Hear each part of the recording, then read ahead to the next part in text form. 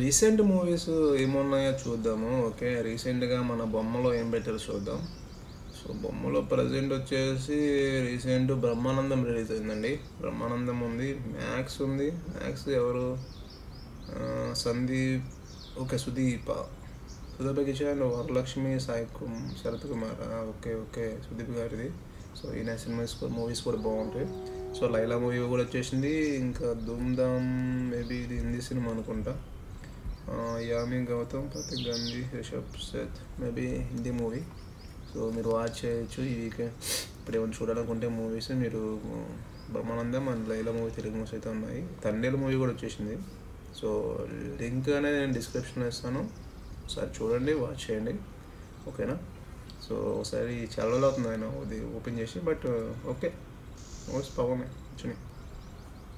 Okay చూడండి.